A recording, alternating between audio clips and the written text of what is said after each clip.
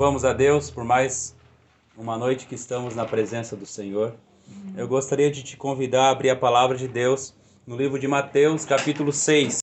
Semana passada nós falamos sobre Mateus, capítulo 6, versículo 5 até o 8. Falamos sobre algumas questões sobre oração.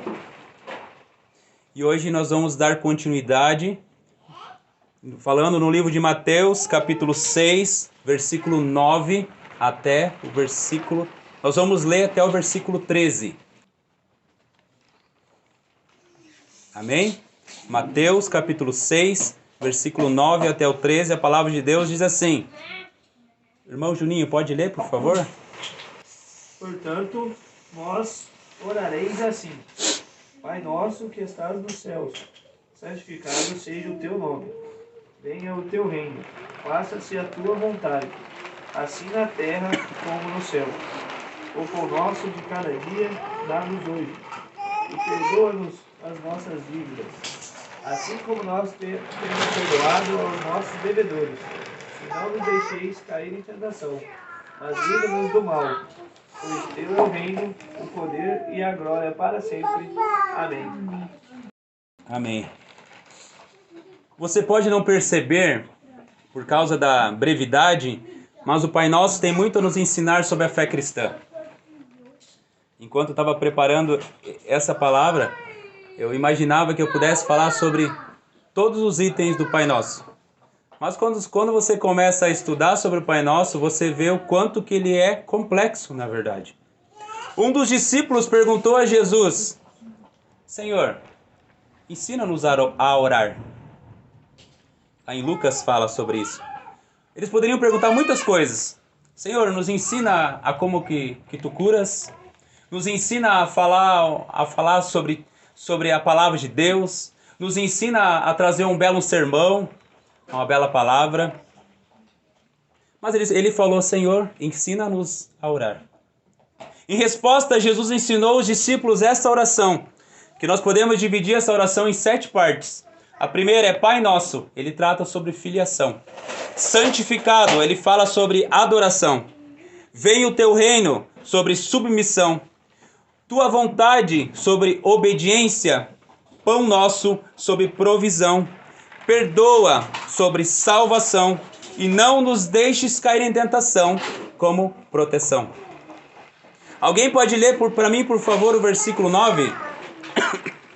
Portanto, vos orareis assim: Pai nosso que estás no céu, santificado seja o teu nome. A primeira parte, vocês quando orarem, orem assim: Pai nosso que estás no céu, santificado seja o teu nome. Pai nosso, como nós falamos, ele tem a ver com filiação. Nós anteriormente, nós éramos, como a palavra de Deus fala, nós éramos inimigos de Deus. A Bíblia fala que anteriormente nós estávamos mortos em transgressões e pecados, seguíamos a presente ordem desse mundo e o príncipe do poder do ar, seguíamos o espírito que agora está atuando nos que vivem na desobediência, nós vivíamos satisfazendo as vontades da nossa carne, seguindo os seus desejos e pensamentos, e por natureza nós éramos merecedores da ira. Fala também em Romanos 1 que nós éramos injustos, maldosos, gananciosos, depravados, caluniadores, insolentes, arrogantes. Nós inventávamos maneiras de praticar o mal. Nós éramos inimigos de Deus. Em Romanos 5,10 falamos que nós éramos, por natureza, inimigos de Deus. Mas agora, através do Senhor Jesus Cristo, da sua morte, nós somos reconciliados com Deus. Nós somos salvos por sua vida. Romanos 5, versículo 10 fala assim: se quando éramos inimigos de Deus, fomos reconciliados com Ele, mediante a morte de seu Filho, quanto mais agora, tendo sido reconciliados, seremos salvos por sua vida. E agora reconciliados com Deus através da regeneração, que é um novo nascimento, que é o momento que Deus nos dá uma nova vida. Lembra que anteriormente, quando nós até já falamos sobre isso, nós estávamos mortos em transgressões e pecados, nós não podíamos ir até Deus. Mortos não tomam decisão, mortos não têm sentidos, não têm ação. Mas agora com essa nova vida, nós somos também batizados com o Espírito Santo de Deus. E podemos agora ser chamados filhos de Deus. Que nem semana passada nós falamos. Seria muito estranho, até um teólogo ele fala assim, seria muito estranho o meu filho chegar para mim e falar reverendo Leandro, o nome dele, reverendo Leandro, doutor Leandro, mestre Leandro, professor Leandro. Ele ficaria meio assim, não é? Mas quando o filho dele chega e fala papai, demonstra a questão da intimidade que ele tem com o pai dele. Qual que é uma das únicas pessoas que tem coragem de chegar perante o rei sem pedir autorização? São os filhos, não são? Se uma criança entrar correndo para falar agora com o rei da Inglaterra lá, você acha que ele vai mandar punir a criança? O filho dele, tu acha que ele vai mandar punir a criança por não cumprir uma ordem de se chegar perante ele? E chega lá dizendo, papai. Então agora nós podemos ser chamados filhos de Deus, como diz Romanos 8,14, porque todos os que são guiados pelo Espírito de Deus são filhos de Deus. Então nós podemos chegar a Deus e dizer, Pai Nosso. Quantas vezes nós começamos as nossas orações? Deus amado, maravilhoso, Senhor da minha vida, gracioso, tremendo, soberano. E Jesus nos ensina a dizer, Pai Nosso. Meu Pai. E é em hebraico, Abba, que significa, pode significar também, papaizinho. Que representa intimidade, se representa amor. Representa que você conhece e você sabe do amor de Deus e você descansa nesse amor de Deus. Nessa parte, a parte, como nós falamos anteriormente, a parte da filiação. Agora, no teu registro de nascimento, não está lá inimigo de Deus, filho de Satanás, filho do pai da mentira, mas agora diz lá, filho de Deus. João 1, 12 e 13 fala, mas a todos quantos o receberam, deu-lhes o poder de serem feitos filhos de Deus, aos que creem no seu nome, os quais não nasceram do sangue, nem da vontade da carne, nem da vontade do homem, mas de Deus. É importante nós entendermos que a oração ela é sempre dirigida ao Pai. Sempre. Porque não teria lógica nós se dirigirmos a Jesus e falarmos em nome de Jesus. Jesus nos deu acesso ao Pai. O Espírito de Deus nos move a clamar Pai.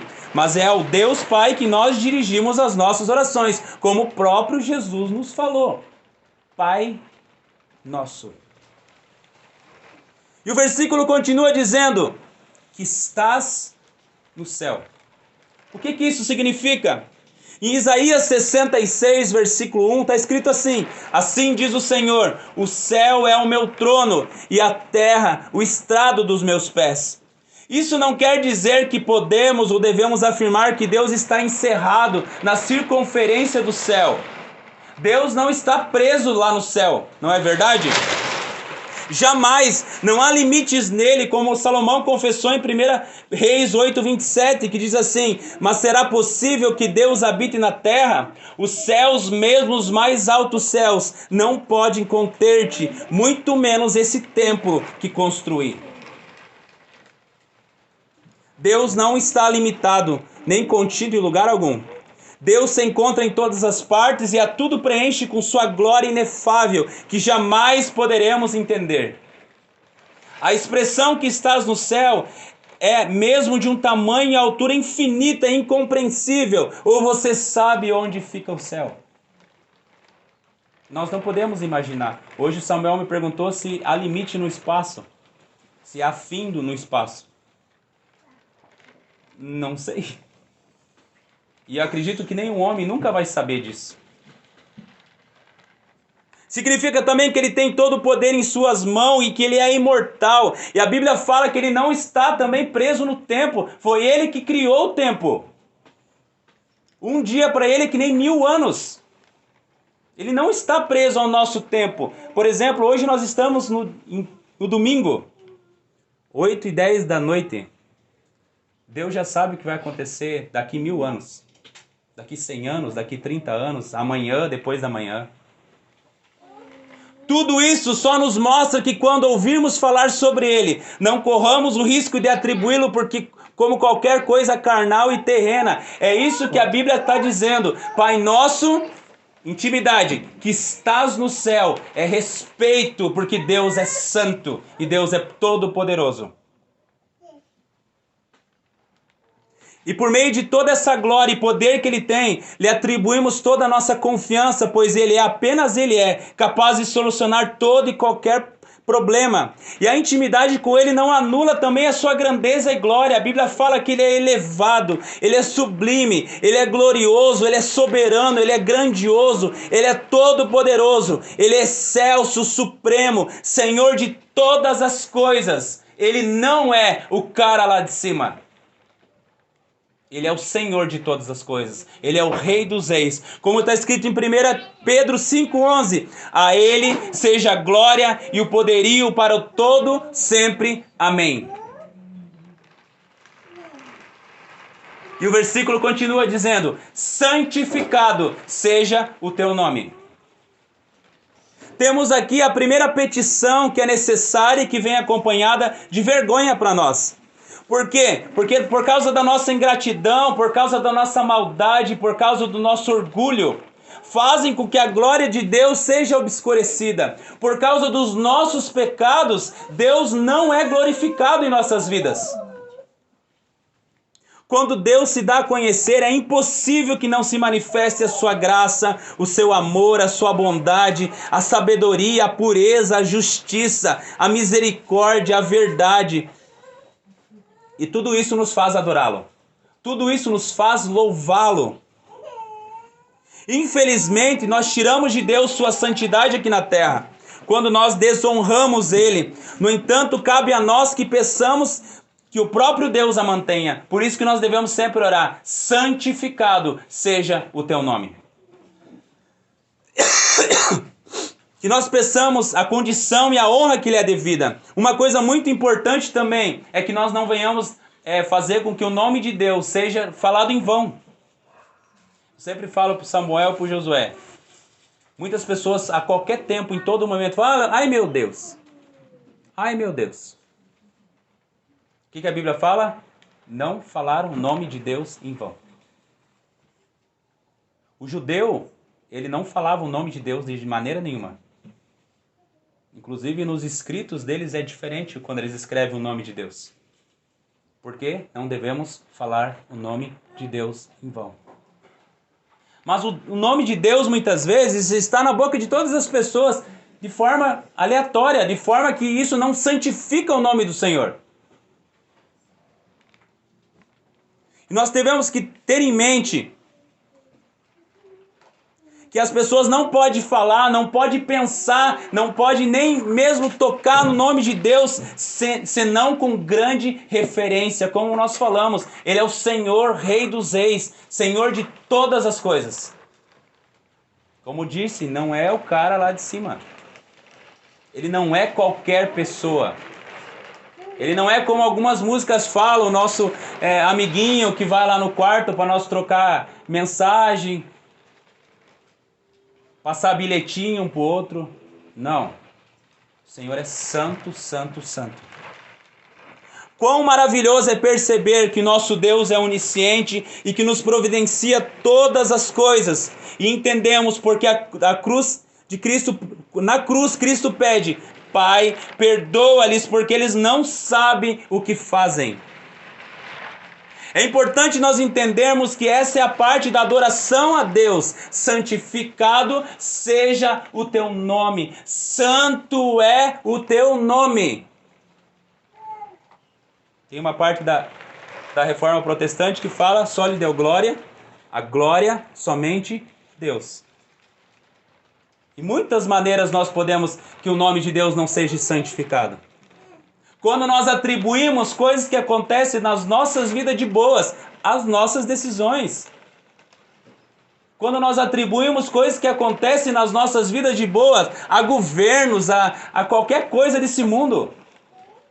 Nós não estamos fazendo o nome de Deus santo aí, porque Deus nos dá todas as coisas. Deus supre todas as nossas necessidades. Alguém pode ler para mim o versículo 10?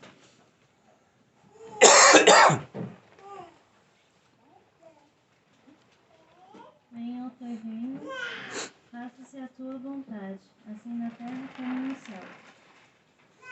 Venha o teu reino. Isso expressa submissão. Mas o que é reino? Eu vejo muitas pessoas em todos os lugares falando do reino de Deus. Mas o sentido básico da palavra reino na Bíblia significa o governo de Deus. E não o domínio ou povo. O reino cria um domínio e o reino cria um povo. Mas o reino de Deus não é sinônimo do seu domínio ou povo. Por exemplo, em Salmo 103:19 fala assim: nos céus o Senhor estabeleceu o seu trono e o seu reino domina sobre tudo.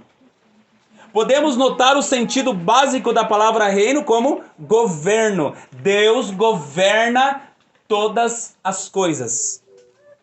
Não significa que o seu reino está acima do seu domínio.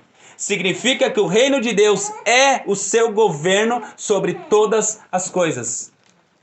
Não cai um passarinho no chão. Não cai uma folha de uma árvore. Não cai um cabelo da nossa cabeça sem que seja a vontade de Deus. A Bíblia fala que ele se assenta em seu trono como rei do universo e o seu governo real. Com seu reino e seu domínio, ele governa todas as coisas. Ele chama todas as estrelas pelo seu nome. Às vezes a gente se esquece do nome do nosso filho. Quando vai Samuel Josué, vai brigar com um, briga com o outro. Não é? Deus chama todas as estrelas pelo seu nome. Ele conhece todos os habitantes da terra hoje, o mais íntimo, todos os pensamentos, todos os sentimentos, toda a intenção do coração. Então o significado básico da palavra reino na Bíblia é o governo real de Deus, o seu governo, a sua ação, o seu senhorio, a sua governança soberana. Já que o propósito de Deus para o mundo é salvar um povo para si e renovar o mundo para esse povo, seu governo real implica na salvação e redenção de pessoas para ele. Esse é o motivo pelo qual a vinda do reino no Novo Testamento é chamado de boa notícia. Todos são pecadores, todos estão destituídos da glória de Deus. Todos estariam destinados ao inferno. Mas Deus enviou seu Filho ao mundo para que todo aquele que nele crê não pereça, mas tenha a vida eterna. Quer melhor notícia que essa? Todos nós estávamos destinados ao inferno, mas Cristo morreu por cada um de nós. A Bíblia fala pelos eleitos, aqueles que foram chamados por Ele, aqueles que vão crer no seu nome. Em Jesus e através dele, Deus o Rei vem ao mundo de um jeito novo para estabelecer o seu governo salvador. Primeiro, no coração do seu povo e em seus relacionamentos, mediante o triunfo sobre o pecado, sobre Satanás e sobre a morte. Depois, pelo exercício do seu reinado, reunindo um povo para si em congregações, que vivem como cidadãos fiéis do reino, que não é desse mundo. Quantas pessoas no Novo Testamento pensavam que Jesus iria destituir esse reino terreno e iria ser rei? Mesmo seus discípulos não compreendiam que reino que era esse. Eles achavam que ele ia tirar o reinado romano e iria ser o rei dos judeus. Mas não, Deus primeiro no coração dos seus povos e dos seus relacionamentos, triunfou sobre o pecado, sobre Satanás, sobre a morte, morreu lá na cruz e ressuscitou. Depois ele chamou um povo que se reúne até hoje, que ele chama como igreja. E feliz é a igreja que tem o Senhor como rei, não é? Então Cristo vem. Agora ele vem pela segunda vez e completa o reino através do estabelecimento de novos céus e uma nova terra. Esse reino já é e ainda não. A imagem que temos nos evangelhos enquanto Jesus desvenda os ensinos do reino é que ele é ao mesmo tempo presente e ainda futuro. Na verdade, isso é o que ele quer dizer quando afirma que o seu mistério do reino está aqui e uma presença sem consumação. Como nós lemos lá em Mateus 6,10. Venha o teu reino. Você pode perceber a dimensão futura do reino de Deus na oração do Senhor. Nós deveríamos orar por isso todos os dias como sinal de submissão ao Senhor. Não é mais o meu reino,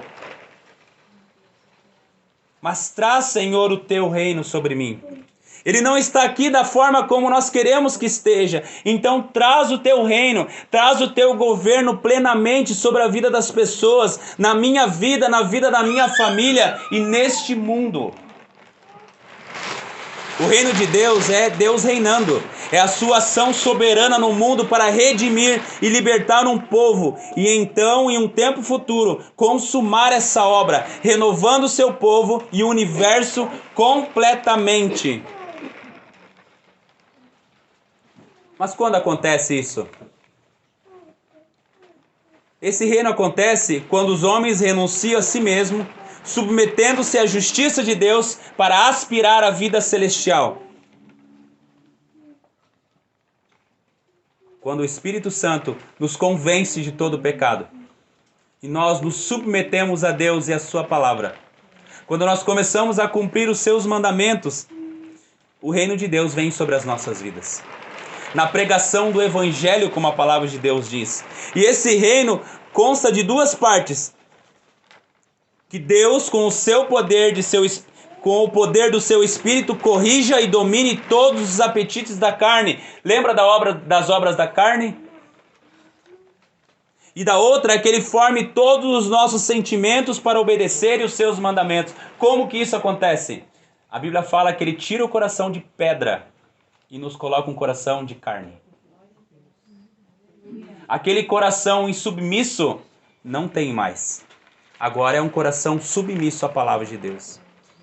Não é um coração mais que não aceita as coisas que a Bíblia fala, mas um coração agora que descansa naquilo que a palavra de Deus diz. Só quem deseja esse reino é quem quer viver completamente a vontade de Deus. Por que um insubmisso vai orar? Venha o teu reino. Eu não quero isso, eu quero o meu reino. Eu quero que seja feita a minha vontade. Eu quero que seja feito os meus sentimentos, os meus pensamentos. Quando que o reino de Deus iniciou? Deus já iniciou o seu reino. E ele então o aperfeiçoará. E de tal maneira que eles se apegarão a ele completamente. Os crentes em Jesus, salvos pelo seu poder, foram introduzidos no reino de Deus através da pregação do Evangelho. Quando você ouviu a palavra de Deus e ela tocou o seu coração e Deus te deu vida, você foi introduzido no reino de Deus. Mas ele ainda não é visível, não é? Nós não sabemos com quantas pessoas isso já aconteceu. E o estabelecimento desse reino não será imediato. Porém, o próprio Jesus repetiu com muita frequência assim: o tempo é chegado, o reino de Deus está próximo. Arrependam-se e creiam nas boas novas. Quando o reino de Deus será estabelecido? E esse reino só vai vir ser estabelecido visivelmente quando o próprio Deus reunir todas as igrejas de todas as partes do mundo, enriquecendo-as com seus dons e estabelecendo a boa ordem, derrubando todos os inimigos da sua doutrina e religião. Só assim presenciaremos a plenitude do reino e nos afastaremos de toda e qualquer corrupção desse mundo, nos submetendo à sua justiça, nos fazendo partícipes de sua glória. Como está escrito em 1 Coríntios 15, 28, quando, porém, tudo lhes estiver sujeito, então o próprio Filho se sujeitará àquele que todas as coisas lhe sujeitou, a fim de que Deus seja tudo em todos. No momento, o diabo resiste a Deus. Os homens perversos confundem e perturbam a ordem que Deus estabeleceu. As pessoas ofendem a Deus com suas vidas más, imorais e depravadas. Os falsos profetas falam mentiras, corrompem a verdade, enganam. Mas quando Cristo tiver executado o julgamento que lhe foi cometido pelo Pai, Satanás será derrubado e todos os ímpios serão lançados no fogo do inferno, e a glória de Deus será visível para todas as pessoas. Todo joelho se dobrará e toda língua confessará que Jesus é o Senhor. De certa maneira, os pecados, imoralidades, mentiras, depravações que acontecem em todo tempo e lugar impedem que Deus seja visto corretamente por nós e em si mesmo. Isso não é verdade?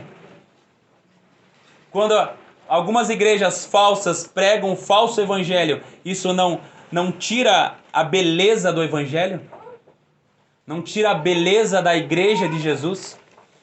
Quando as pessoas falam que são cristãs e vivem vidas imorais, isso não tira a vida, a beleza do reino de Deus?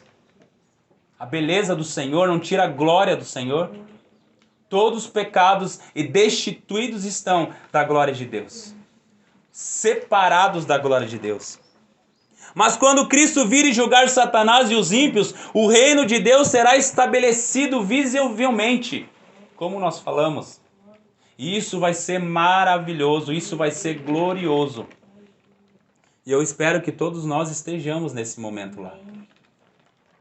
E o versículo continua: seja feita a tua vontade, assim na terra como no céu. Isso significa obediência, não é?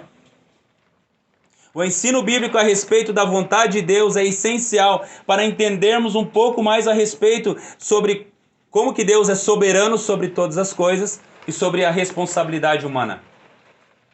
Nós podemos definir a vontade de Deus de duas maneiras. Uma é a vontade absoluta e a outra é a vontade relativa. O que é a vontade absoluta? A vontade absoluta é conhecida como vontade decretiva. Refere-se a tudo que Deus determinou que aconteça. E isso vai acontecer. Por exemplo, a morte de Jesus. Deus determinou a forma que isso ia acontecer. Ele seria traído, ele seria... iam mentir, ele seria crucificado, ele seria perfurado. Tudo isso se cumpriu, não se cumpriu? Era decreto de Deus. Nada nem ninguém nessa terra poderia mudar isso. Deus determinou o dia que o Estevão vai partir dessa terra. Pode ser o melhor médico do mundo. Não me pode acrescentar um segundo de vida. Eu posso ter o melhor plano de saúde do mundo. Não pode acrescentar um segundo de vida. Aquilo que Deus já determinou. Você pode descansar nisso ou não? Refere-se também a tudo que Deus determinou que aconteça. Deus tem um plano traçado para todas as coisas e nada nesse mundo foge dos seus propósitos. Logo, então, Deus não sonha. Ele decreta todas as coisas. Deus não é um ser passivo que espera que a gente faça alguma coisa. Mas ele tem os seus decretos e ele vai cumpri-los. Muitas pessoas falam, eu já ouvi pessoas falando, mas Jesus está atrasando de vir buscar a sua igreja por causa... Não, tem um dia determinado que o Senhor vai vir buscar a sua igreja. Não é algo que eu faça ou você vai fazer que vai mudar isso. Jesus vai vir buscar a sua igreja no tempo determinado por ele. Isaías 43:13 fala: ainda antes que houvesse dia, eu era, e nenhum há que possa livrar alguém das minhas mãos. Agindo eu, quem impedirá? O Estevão vai impedir Deus? Talvez o Mateus vai impedir Deus. Não tem como, né, Mateus? Através de sua intervenção direta ou através de meios naturais, Deus leva a efeito o seu plano e nada pode impedi-lo. Às vezes essa vontade é chamada de secreta porque ela é desconhecida por nós. Nós não sabemos os propósitos de Deus. Ou a gente sabe o propósito de Deus para amanhã? E pode também, a Bíblia muitas vezes chama isso de propósito, como está lá em Efésios 3:11, segundo o eterno propósito que estabeleceu em Cristo Jesus, nosso Senhor. Qual que é o propósito decretivo de Deus para a sua vida? Não sei. Nós não sabemos, não é? Tem até uma música que fala, que esses dias eu ouvi, mesmo que o Senhor me mate, eu continuarei a adorá-lo. Eu continuarei a amá-lo. Você pode cantar essa música? Não. Mesmo que o Senhor me mate. No livro do profeta Isaías encontra-se uma excelente descrição da vontade decretiva de Deus. Lá em Isaías 46, versículo 9 ao 11, fala assim: lembrem-se das coisas passadas, das coisas muito antigas. Eu sou Deus e não há nenhum outro. Eu sou Deus e não há nenhum como eu. Desde o início faço conhecido o fim, desde tempos remotos o que ainda virá. E digo, o meu propósito ficará de pé, e farei tudo o que me agrada. Do Oriente convoco uma ave de rapina, de uma terra bem distante, um homem para cumprir o meu propósito. O que eu disse, isso eu farei acontecer. E o que planejei, isto farei. Então, na descrição do profeta, Deus é aquele que pode anunciar as coisas antes que aconteçam por dois motivos. O primeiro, porque ele tem um plano perfeito sobre todas as coisas. Ele tem um propósito perfeito sobre todas as coisas. E Deus é perfeito e faz tudo perfeito para a sua glória. E segundo, porque ele tem todo o poder para realizar. Eu posso fazer muitos planos, mas a resposta certa vai vir do Senhor. Eu posso fazer planos de amanhã, trabalhar às 8 horas da manhã, e quem sabe o que vai acontecer amanhã de manhã? Eu não tenho poder para definir o que eu vou fazer. Lógico, eu posso planejar o que vai acontecer essa semana. Nós podemos marcar um culto na terça-feira, por exemplo, na casa de alguém, mas só Deus vai dizer se isso vai acontecer ou não. Mas se Deus disser, terça-feira vai ter culto na casa de tal pessoa, quem que vai impedir? Ninguém. Muito bom. A vontade decretiva de Deus é a razão última para qualquer coisa que aconteça no mundo. Deus tem um propósito perfeito em todas as coisas. Coronavírus? Covid-19? Propósito de Deus. Ah, mas Deus foi pego de surpresa. Não. Deus tinha um propósito perfeito sobre todas as coisas. Não é? Tudo que acontece na sua vida é a propósito de Deus. E essa vontade ela não pode ser contrariada, pois o eterno propósito de Deus não pode ser frustrado. Se Deus permitiu que algo aconteça, é que porque aquilo fazia parte do seu propósito perfeito. Um exemplo disso é José do Egito. José do Egito ele foi vendido pelos seus irmãos de uma maneira muito ruim. Você tem irmãos? Imagine se teus irmãos te vendessem como escravo pro Egito hoje.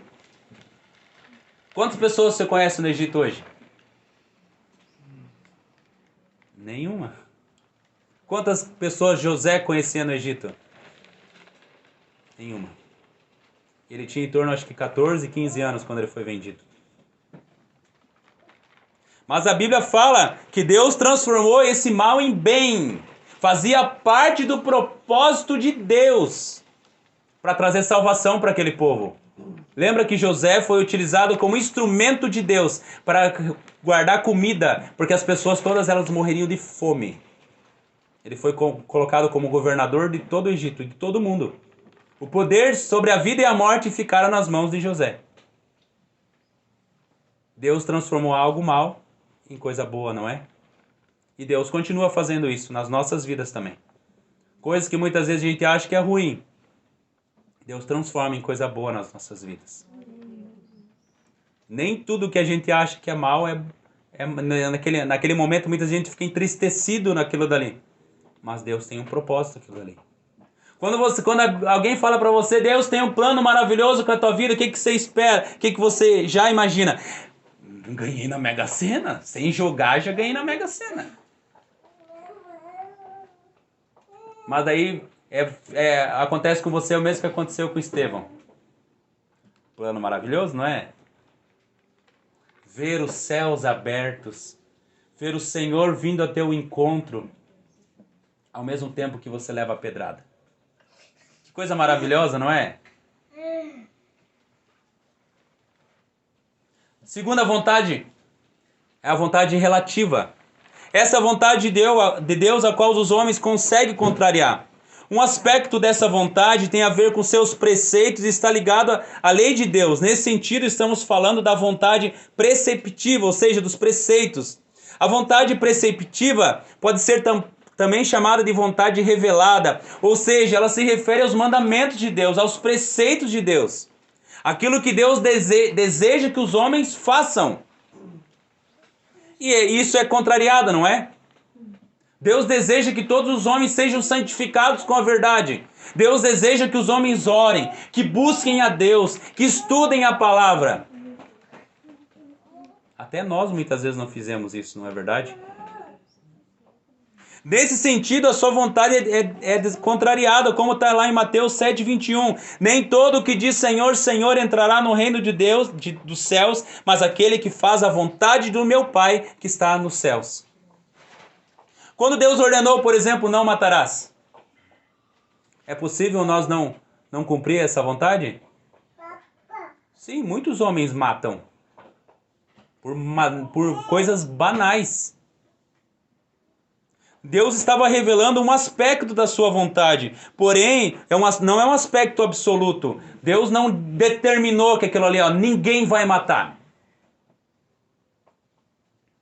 Mas é algo que pode ser contrariado. É sim um aspecto relativo, pois o homem consegue cumprir ou descumprir esse mandamento de Deus. Um outro aspecto relativo à vontade de Deus é que ele pode ser chamado de desejo. E nesse caso representa aquilo que Deus gostaria que acontecesse, como Deus é bom e justo. Mas que nem sempre acontece, como está lá em Ezequias 33:11. Que diz assim: tão certo como eu vivo, diz o Senhor Deus, eu não tenho prazer na morte do perverso, mas em que o perverso se converta do seu caminho e viva.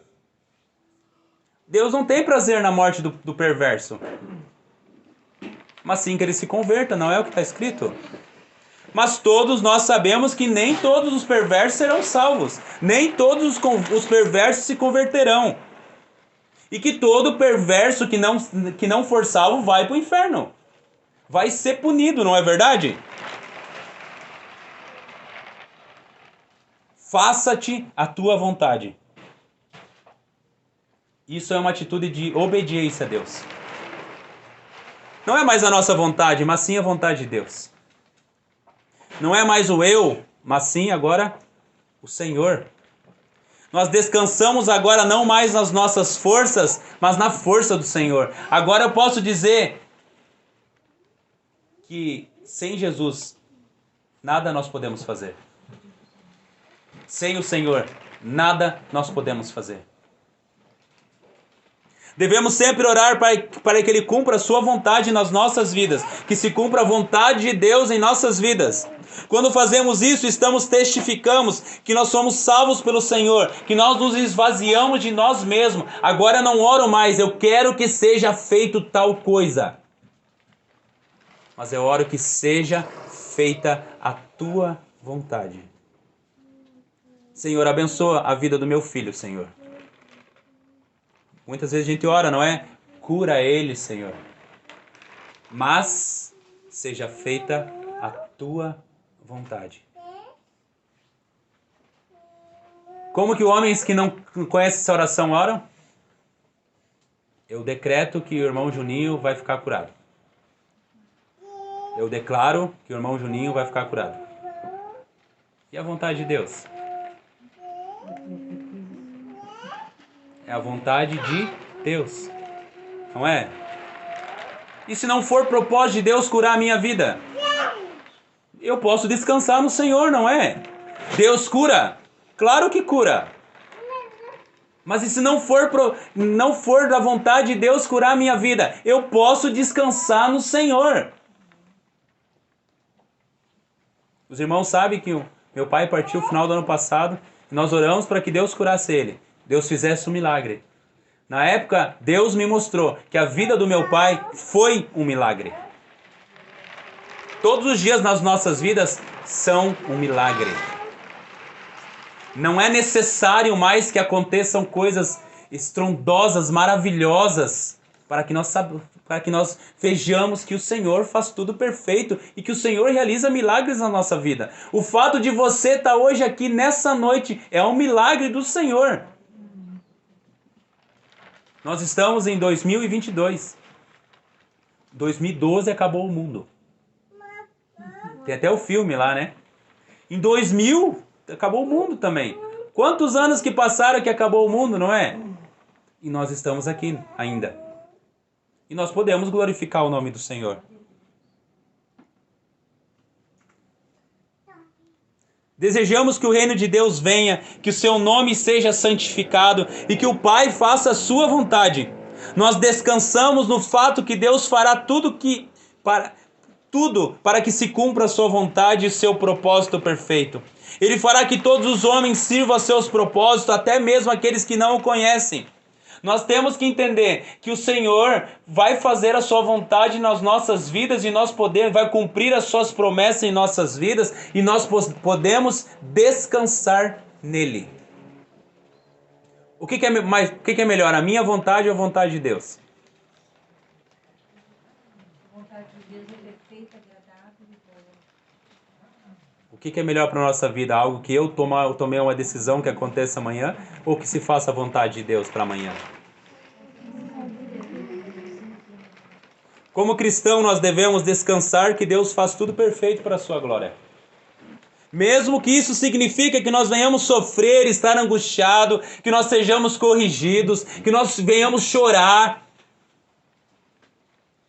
Mas Deus faz tudo perfeito para a sua glória. A vontade de Deus é perfeita. Como cristão, nós devemos almejar a todo instante que Deus faça a sua vontade, que cumpra o seu propósito, pois Ele é sempre o melhor. Como cristão, nós devemos lamentar que a vontade de Deus seja tão pouca feita na terra, que tantos filhos dos homens sejam feitos cativos por Satanás, porque aqui nós estamos falando da vontade relativa, não é? Que nem todas as pessoas busquem ao Senhor, que nem todas as pessoas sejam bem-aventuradas, que nem todas as pessoas sejam salvas pelo Senhor, que nem todas as pessoas busquem refúgio no Senhor. Que tantas pessoas têm buscado refúgio em homens, em governos, têm colocado a sua confiança em homens, têm colocado a sua confiança em pessoas, têm colocado a sua confiança em governos, em tantas coisas. Pessoas essas que falham. Pessoas essas que muitas vezes não cumprem suas promessas. Mas a Bíblia fala que o Senhor, ele não muda. Ele fará aquilo que Ele prometeu.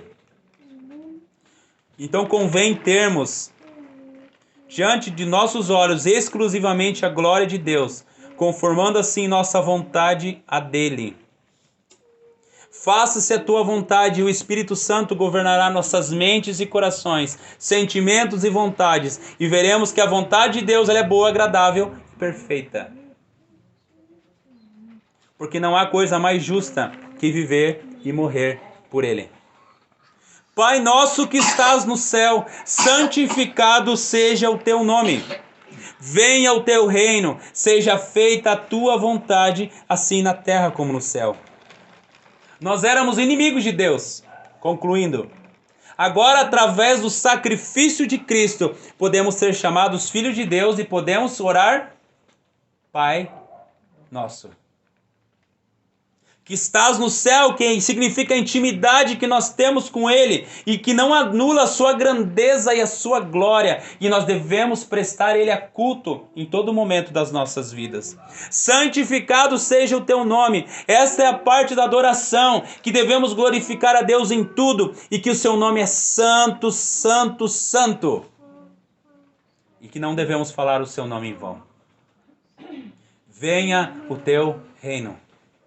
O reino de Deus já está aqui de forma não visível. A igreja do Senhor é bem-aventurada. A igreja do Senhor é feliz, porque tem o Rei perfeito sobre todas as coisas. Mas quando Cristo vir e julgar Satanás e os perversos, o reino de Deus ficará estabelecido de forma visível. E se Jesus viesse hoje? Nós faríamos parte desse reino? O Senhor salvou as nossas vidas? Ou nós estamos ainda mortos em transgressões e pecados? Jesus mudou as nossas vidas? Ou ainda nós continuamos inclinados para a nossa vontade, para o nosso querer? Seja feita a tua vontade, assim na terra como no céu. Nós estamos sendo submissos ao Senhor? Nós estamos tendo uma atitude de submissão ao Senhor e declarando que o que Deus faz é muito melhor? Ou ainda estamos fazendo a nossa vontade? Ou ainda queremos que seja feita a nossa vontade? A vontade de Deus é muito melhor que a nossa. Louvado e bendito seja o nome do Senhor.